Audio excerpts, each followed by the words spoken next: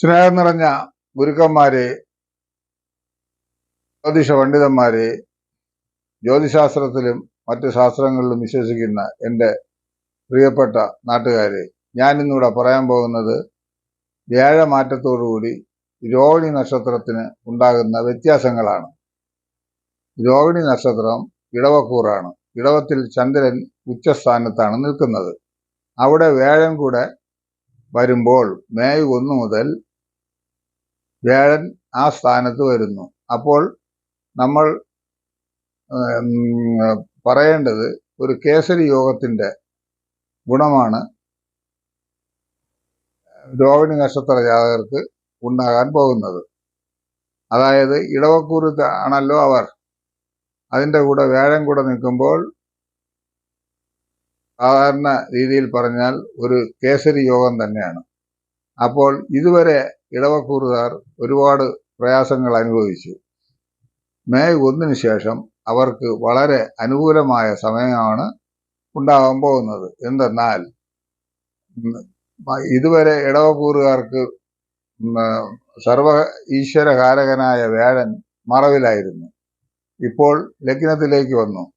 അപ്പോൾ സാധാരണ വ്യാഴൻ ലഗ്നത്തിൽ വന്നാൽ അത്ര നല്ലതല്ല എന്ന് പറയുന്നു. പക്ഷേ ഇടവക്കൂറുകാരുടെ പ്രത്യേകത എന്ന് പറഞ്ഞത്, ഇടവക്കൂറിന് ചന്ദ്രൻ ഉച്ചസ്ഥാനത്തും അവിടെ വ്യാഴം കൂടെ വരുമ്പോൾ കേസരി യോഗത്തിന്റെ പ്രധാനം അവിടെ കൊടുക്കുന്നു.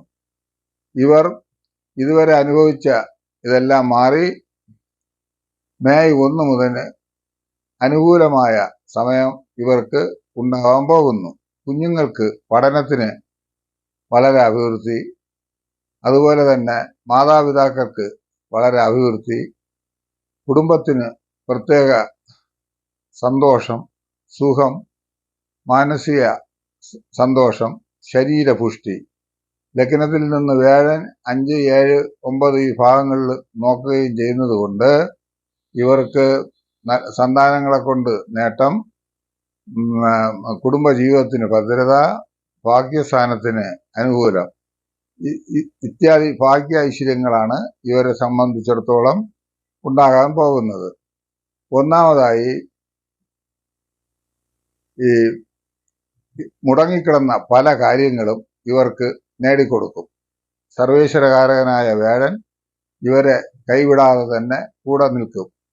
കാരണം വിദ്യയിൽ മുടങ്ങിയ വിദ്യാർത്ഥികൾക്ക് വീണ്ടും പഠിച്ച് ബിരുദങ്ങളും ബിരുദാനന്ദ ബിരുദങ്ങളും എടുക്കാനുള്ള യോഗങ്ങളുണ്ട്.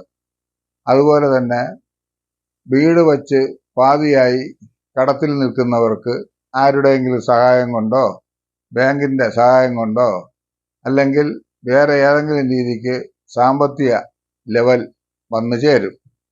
അപ്പോൾ പുതിയ സംരംഭങ്ങൾ ഇവർക്ക് തുടങ്ങാനും വളരെ ഉത്തമമാകുന്നു. സാധാരണ കച്ചവടം നടത്തിക്കൊണ്ടിരിക്കുന്നവർക്ക് കച്ചവടമായി വളരെ അഭിവൃദ്ധികളാണ് ഉണ്ടാക്കുന്നത്. കാരണം ജൂൺ, ജൂലൈ, ആഗസ്റ്റ് ഈ മാസങ്ങളിൽ അവർക്ക് ക്രമേണ സാമ്പത്തിക ലെവലും അതുപോലെ തന്നെ കുടുംബത്തിന്റെ പുഷ്ടിയും കുടുംബ അഭിവൃദ്ധിയും ഉണ്ടാകും. ആഗസ്റ്റ്, സെപ്റ്റംബർ, ഒക്ടോബർ ഈ കാലങ്ങളിൽ ഇവർക്ക് കലാപരമായി രംഗങ്ങളിൽ പ്രവർത്തിക്കുന്നവർക്ക് കല കൊണ്ട് ഭാഗ്യങ്ങളും ചില സമ്മാനങ്ങളും അവാർഡുകൾ, പ്രൈസുകൾ ഇവയെല്ലാം വന്നു ചേരും. അതുപോലെ തന്നെ ഇന്നലെ വരെ നാം വിഷമിച്ചിരുന്ന പല കാര്യങ്ങളും മുടങ്ങിക്കിടന്ന കാര്യങ്ങൾ പൂർത്തീകരിക്കാൻ സാധിക്കും. ചിലപ്പോൾ യുവാക്കൾക്ക് ലിസ്റ്റിൽ ഉദ്യോഗത്തിന് പേരുണ്ടായിരിക്കും, പക്ഷെ 2-3 കൊല്ലം അലഞ്ഞിട്ടായിരിക്കും അവർ നടക്കുന്നത്.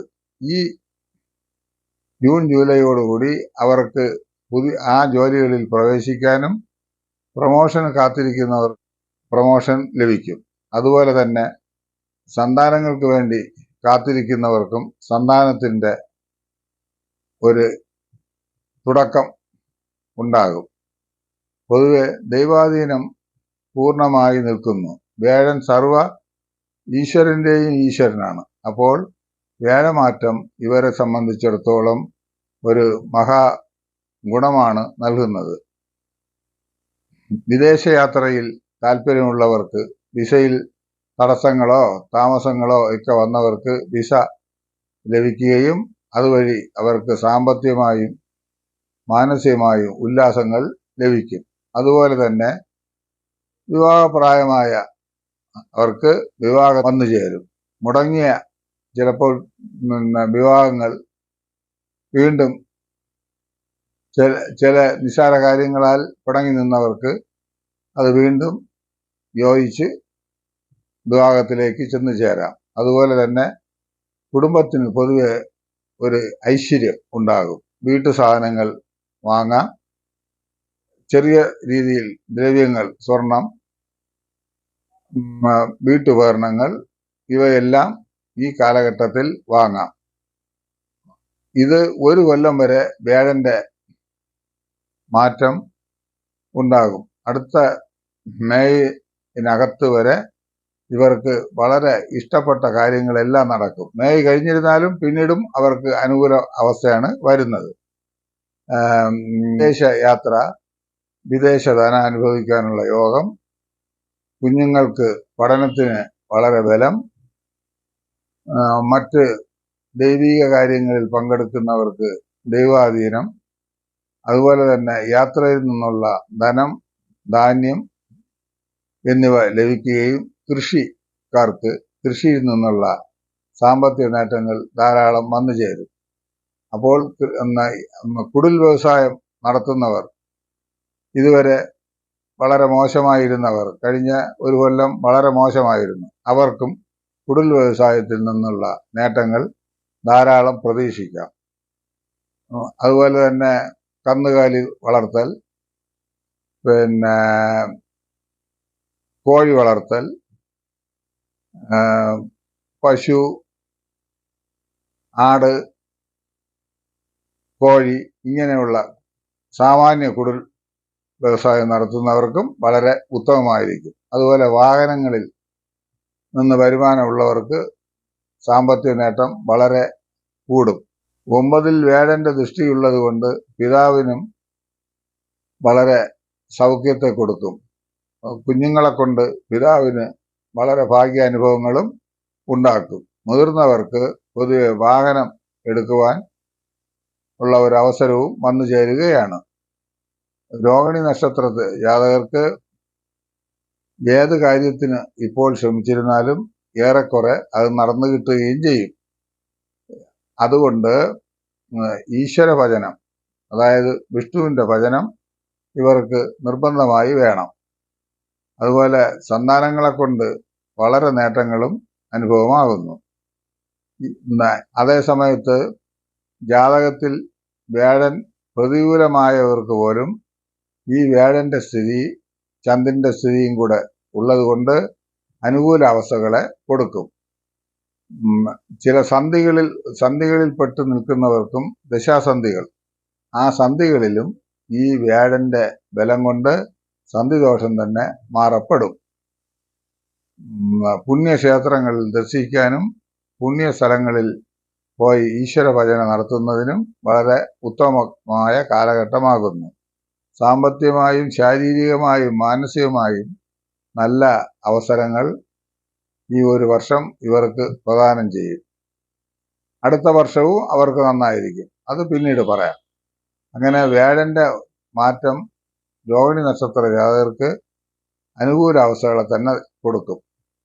തുടക്കത്തിൽ ഒരു മാസം ചിലപ്പോൾ അത്ര നന്നായിരിക്കില്ല, അതിനുശേഷം വളരെ ഭംഗിയായി ഇരിക്കുകയും ചെയ്യും. ചിലർ പറയും, ഇപ്പോൾ എനിക്ക് ശരിയായി വരുന്നില്ലല്ലോ എന്ന് പറയും. അത് ജാതകത്തിൽ ചില സന്ധികളൊക്കെ ഉണ്ടെങ്കിൽ പോലും ഈ വ്യാഴ ഭഗവാൻ അവരെ അനുഗ്രഹിക്കും. സർവ ഈശ്വരന്മാരുടെയും ഗുരുവായ വ്യാഴന് ലഗ്നത്തിന്റെ സ്ഥിതി വളരെ പ്രയോജനങ്ങൾ മനുഷ്യന് കൊടുക്കുകയും ചെയ്യും. വിഷ്ണുവിന്റെ അനുഗ്രഹം, ശിവന്റെ അനുഗ്രഹം, ദേവിയുടെ അനുഗ്രഹം എന്നിവയ്ക്ക് വേണ്ടി ഇവർ പ്രത്യേക പൂജ, പ്രാർത്ഥന ഇതെല്ലാം നടത്തിക്കൊള്ളേണ്ടതാകുന്നു. പൊതുവെ വീട്ടിൽ മംഗളകർമ്മങ്ങൾ ഉണ്ടാകും. സന്താനങ്ങൾക്ക് പിറവി, അതായത് സന്താനങ്ങൾ ജനിക്കുവാൻ ഉള്ള യോഗവും ഈ കാലഘട്ടങ്ങളിൽ ഉണ്ടാകും. പൊതുവെ ജീവിതത്തിന്റെ നാനാ തുറകളിൽ അധ്വാനിക്കുന്നവർക്ക് വളരെ അനുകൂലമായ സമയമായി കാണപ്പെടുന്നു. കൂടുവാൻ വേണ്ടി വിഷ്ണുവിന് പാൽപായസം, കൃഷ്ണക്ഷേത്രങ്ങളിൽ ദർശനം, അതുപോലെ തന്നെ ദേവി ക്ഷേത്രങ്ങളിൽ ദർശനം, ശിവക്ഷേത്രത്തിൽ ദർശനം ഇവയെല്ലാം നടത്തി നിങ്ങൾ ഇത് വളരെ ഒരു അപൂർവ സമയമായി എടുത്ത് കൊണ്ടാൽ നിങ്ങൾക്ക് നല്ല ഐശ്വര്യം വരുമെന്ന് ശാസ്ത്രപരമായി കാണപ്പെടുന്നു. ഒപ്പം ദൈവാധീനവും ഉള്ളതുകൊണ്ട് ദൈവത്തെ പൂജിച്ചാൽ നിങ്ങളുടെ ഈ വേദനകളും കഷ്ടപ്പാടുകളും ഉള്ളവർക്ക് വളരെ അനുകൂല അവസ്ഥകളിൽ ചെന്ന് പെടാവുന്നതാണ്. സർവ ഈശ്വരനായ വ്യാഴൻ നിങ്ങളെ പ്രസാദിച്ച് നിങ്ങൾക്കൊരു നല്ല ഭാവി ഉണ്ടാകട്ടെ എന്ന് ഞാൻ പ്രാർത്ഥിച്ചു കൊള്ളുന്നു എന്ന് മലയങ്കിരി പുരുഷോത്തമൻ ജോസഫ്.